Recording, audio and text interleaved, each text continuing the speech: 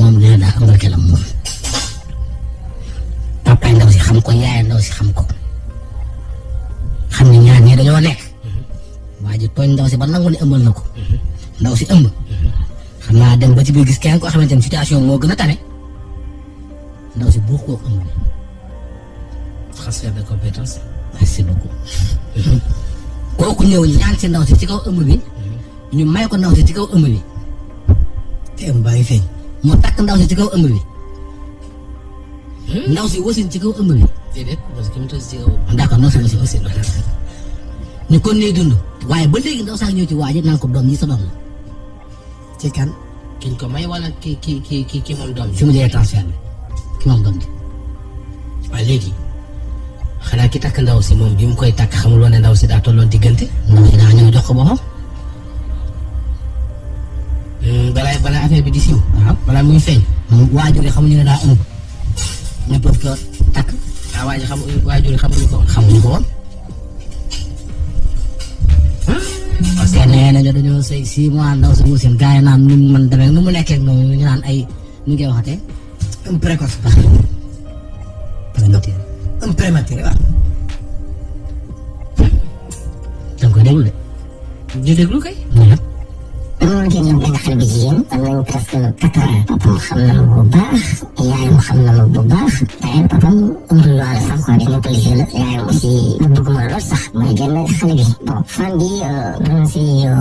fële Mbour après mu tàgg ko ak jëkkër mu ñëw fi Dakar fi ñëwee Dakar ci papam des choses comme ça ñu bokk benn kër franchement mais papam xam na même yaayam sax xam na ne sama xarit la ñooy ànd des choses comme ça benn affaire dox sama diggante moom ëmb feeñ ci bu ëmb feeñee bon wax diggante ñëw na ba wax ma mu ne ma man de wax dëgg yàlla ëmbal ma ne ko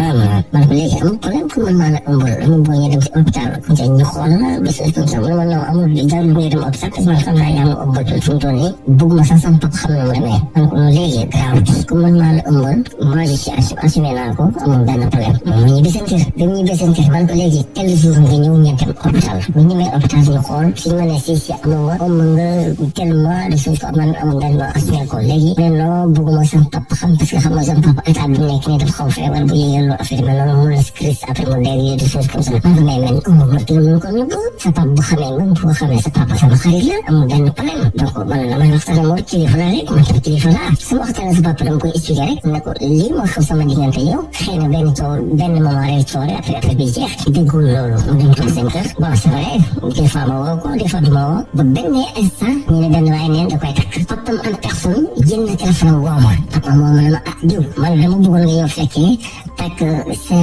sa rakk de lañ bëgg maye tey ak ma wax ma turwaay yi man ko bon man ko fan man ma bërëb bon ma wax ma quoi man ko amul benn problème dinaa ñëw man ma dem naa ba si tàkk bi fi mu demee si tàkk bi léegi dëggati moom li mu gëmloo waa ji moom dëggati mu ngi génn ak man mais dafa génn ak waa ji moo xam si c'est pas affaire noonu quoi mu ne waa ji waaw parce que comme waa ji bëgg na ko mu ne dama ëmb waa ji ko continuer waa ji naan ko ëmb bi mu ëlbati ñëw encore parce que dafa ñor xale bi dafa ñor mu ëlbati ndax waa ji ne ko léegi amul benn problème mun naa nangu léegi mun nga ma tàkk mais ëmb bi yaa ma ëmb te bëgguma sama papa xam na mu demee parce que soo xamee loolu parce que ñun ay gàcce la suñu famille de choses comme ça léegi grave mun nañ takk bi ci la ñu takk bi ci kaw ëmb xale bi yéen dañ ko takk ci kaw ëmb mu sëy de ak mu sëy man ma ñëw ci man ay 1 mois yu 2 mois la mu ñëw ma ne non dama bëgg nga suturaal ma man nan laa la mën a suturaale yow xam nga ne xel waa ji nga àndal nii di sëy moomu doom ji man loolu moom dëgg la man xam naa moomul doom ji mais moom xamul ne moom moomu ko man ko yow li la takk nii lii di sëy fu mu toll nii yow waa ji ñaari di xam mais man xam naa ne yow bon danga takk ci kaw ëmb ne waaw loolu moom dëgg la man ko mais ko waa ji yaa ko manipulé ba mu nangu mu ne waaw moom ma ko nangu parce que dama ko ne non mun nañu dem ñu takk ci sëy bi ci kaw ëmb bi comme ça sama parent xam bañ a xam ne mu demee moom mu nangu mu ne amul benn problème ma ne ko yow si yow parce que loolu sëy njaaloo la tudd parce que fu mu toll nii si yow mais non sutaal ma rek man non man samay nokk ci man du wax ne man li may gisante mooy xale bi moom buy jusqu'à présent day ñëw ne ma non dimbali ma ngir yàlla rek tôt ou tard dina mos a wax waa ji ne ko moomoo doom ji parce que moomoo ko maa ko ne même non seulement du kese moomoo doom ji sax yow yaa ngi seeg waa ji fu mu ne am ngeen fu mu ne beneen doom ci kaw xale boobu parce que sa taaw boobu noonu te am ngeen beneen doom rek loolu doom yi yëpp man wax naa ko nee naa ko seegu leen parce que yéen a ngi jaaroo di sëy moom xam na loolu sax daf may woo mais man fu mu toll ruus naa parce que waa ji aussi xam naa ko parce que indi na ma waa ji présenté ma ko xam naa waa ji xam